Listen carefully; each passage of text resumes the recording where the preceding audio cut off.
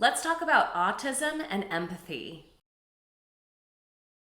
My name is Carrie Woodward, and I'm a board-certified behavior analyst. I've been working with autistic kids and adults for over 20 years now. People talk a lot about whether or not autistic people have empathy. It's something that's often discussed, like, hey, autistic people aren't empathetic or they're missing empathy. So let's really dive into what is empathy? Why is it mischaracterized so often as being missing from autistic people? The dictionary defines empathy as the ability to share and understand the feelings of others. So when we think about empathy, it really is an internal feeling, it's an emotion. You can't see empathy. You can't see whether or not a person is empathetic.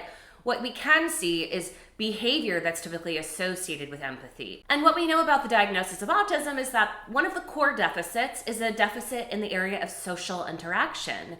And so empathy being a hugely social behavior, it would make sense that this would be an area where it would be seen that autistic people struggle. And as a behavior analyst, whenever we're talking about a truly very complex behavior, what I like to do is break down that complex behavior into its fundamental parts.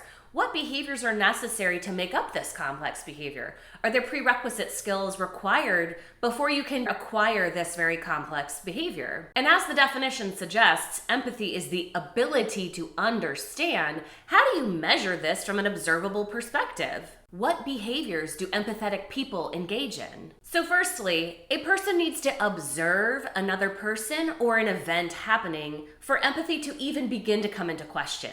If I don't see a person who's looking sad or uncomfortable, or if I don't observe an event happening, like a person falling down and hurting themselves, if I haven't even seen it happen, there is no question of whether or not I can be empathetic because I just haven't seen the event or I haven't seen the person. If I'm driving down the road and I see a mother on the side of the road outside of her car that's been in an accident and she has a small child with her, I immediately feel empathetic because then I can identify with that experience. I see the mother, I am a mother, I have children, I can understand how it might feel to be in a car accident with them, and so that empathy immediately kicks in. So the first step in engaging in empathetic behavior is to actually observe or see the person or the event happen. Generally speaking, autistic people spend a lot less time looking at other people. They spend a lot more time looking at objects or other non-social things. So it doesn't necessarily mean that the autistic person is empathetic or unfeeling. It might mean that they just didn't observe or see the event happen, even if it happened within close proximity to them. Maybe they did even see it briefly. Maybe they happened to glance up and see what was happening for a brief moment, but not long enough to truly take in the event and to begin to understand what was happening, which is the beginnings of where empathy would come from. So first we have to observe the person or the event. The second thing that needs to happen is an understanding of facial expressions and what emotions those expressions are conveying. If I see a person who is crying, I need to know that the tears coming down the face equals sadness, or that that person is feeling sad. So even if an autistic person did happen to observe a person engaging in a specific emotion, they might not be well versed enough in reading facial expressions to know what emotion is even being conveyed by the expression on a person's face.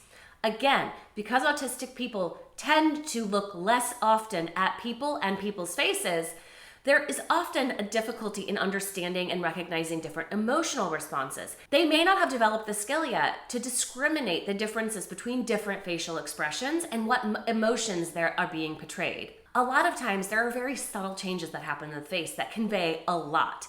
So unless you're really well versed in looking at faces, unless you're really well versed in reading facial expressions and the subtle changes that happen in the face, and unless you're looking at the face for long enough to catch it, you're going to have missed this whole thing entirely. So what else do we do when we are empathizing?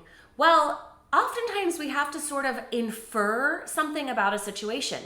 We may not have all of the details of what exactly has happened, but we need to sort of pick up the clues about a situation and then put those clues together to draw a conclusion. In my example where I'm driving and I see a mother on the side of the road with a small child in a car that's been in an accident, I didn't have to see the actual accident happen. I can see that the car has been dinged up on the front, that it's pulled over to the side, that they're standing outside of their car, all things that are kind of unusual for driving, and I can put all of those clues together to sort of draw the conclusion that they were probably in a car accident. Again, the skill of inferencing is a skill that is very complex and often something that autistic people can struggle with. It involves picking up on subtle cues Small clues in a setting or a context, putting those all together, and then being able to come up with your own conclusion about what could be going on. Autistic people can tend to be very literal, and inferencing is very nuanced. So often when we don't have all the necessary information to draw a conclusion, a lot of us can fill in the gaps based on a history, based on understanding what could be going on. Autistic people can struggle with this skill, so the inferencing can be very difficult. So, when a neurotypical person walks out and sees a friend sitting at a table eating lunch with a bright red nose and tissue sitting next to the table, there are a couple things that we can quickly determine. One, a friend may be sad or uncomfortable. Two, they either are crying or they're having some sort of cold or allergy. And then three, there's something that I might be able to do to help this person, like walk up, ask if they're okay, offer them some allergy medicine if I had any. So there are a lot of things that have to go into it. Observing the person in the situation, noticing the facial expression or what's happening at the face and understanding the emotion that that's conveying, and then inferring what might be going on based on some contextual clues in the environment. And then the final thing that occurs in an empathetic response is the ability to perspective take. So now that I've taken in all this information, can I put myself in the other person's shoes and understand how they might be feeling based on being in that experience? If I see my friend sitting at the table and they look uncomfortable, could I put myself in their shoes and assume how they might be feeling, or that they might be feeling sad because they're having this terrible allergic reaction? And again, perspective taking can be an incredibly difficult skill for autistic people to acquire. When we are working with very young children, we start with very concrete perspectives. Can you tell me what you think that person sees if that person has a different perspective? What does this person hear if their auditory perspective is different than your own? So these are very concrete, tangible perspectives. If you can't come up with that, I'm going to actually move you and put you in that person's perspective. Now tell me what that person can see based on their perspective. Now come back to your original perspective and try it one more time. This is something that we can very tangibly execute and teach an autistic child. But that's a very basic perspective taking skill. When we're talking about empathy, we're talking about how does that person feel, their internal emotional state. So again, before you can even begin to teach this sort of empathetic perspective taking or how other people might be feeling, you have to have a very solid foundation on how you feel and your own emotions and be able to describe your own internal states very well. Let's take this example. You have a class who's all sitting outside eating lunch, and you have our friend Matt, who's autistic. Sarah is a little girl in class who's afraid of bees, and a bee comes buzzing near her as she's eating lunch.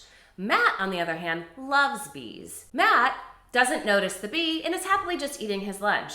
He also doesn't notice Sarah waving her arms around frantically and running away from the lunch tables. He does, however, hear her scream, which pulls his attention. He looks up, he sees her running and screaming, and then he goes back to his lunch. So, the observing part. Did he observe what happened? Well, he did glance up briefly, but he didn't observe the whole event unfolding. Emotional recognition, understanding what the facial response was on Sarah, no, didn't look long enough, or looked up, saw the screaming, and didn't recognize that the scream was not excitement, it was fear. Inferencing, he wasn't watching long enough to be able to infer what was happening. He didn't see the bee, he didn't notice that she was feeling scared, so there was no amount of inferencing that can happen because he just didn't observe the whole event unfolding. When a teacher walks over, Matt asks the teacher, "Hey, what happened to Sarah?" And the teacher says, "Oh, she was scared of the bee." Well, perspective taking, Matt doesn't understand this at all because he loves bees. He thinks they're so cool. So he can't even put himself in her perspective to see how she could have been afraid because that isn't his own perspective of interacting with a bee. So when we talk about empathy, I think that the downfall is that people assume empathy is this core feeling that you either have or you don't have, and that if you don't have it, there's something very wrong with you. A lot of the other psychological disorders that are associated with a lack of empathy, like psychopathy or sociopathy, we tend to view with something being very wrong with that person. And so that an autistic person wouldn't have empathy would somehow make them bad or something would be wrong with them. And my argument is not that you either have empathy or you don't have empathy. I think that you engage in empathetic behavior based on a lot of prerequisite skills that would give you enough information to be able to have empathetic behavior.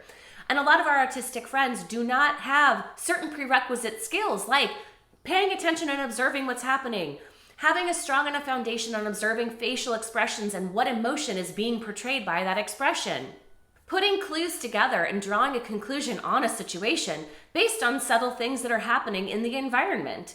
And then fourthly, to be able to perspective take and put yourself in somebody else's shoes and be able to understand how they might be feeling based on their experience. So these 4 skills are incredibly complex skills, and they're often skills that autistic kids can struggle with that we work on teaching individually. So if these 4 skills are not intact, then a person might be lacking the ability to engage in empathetic behavior, but it does not mean that there is a core fundamental issue with the person. It just means that they're missing some of these foundational behaviors that are associated with the ability to engage in empathetic behavior. What's your experience like with empathy? If you're autistic or on the spectrum, how do you feel when people are talking about autistic people's lack of empathy? Do you agree or disagree? Are there other behaviors that we might be missing that are necessary to engage in empathetic behavior?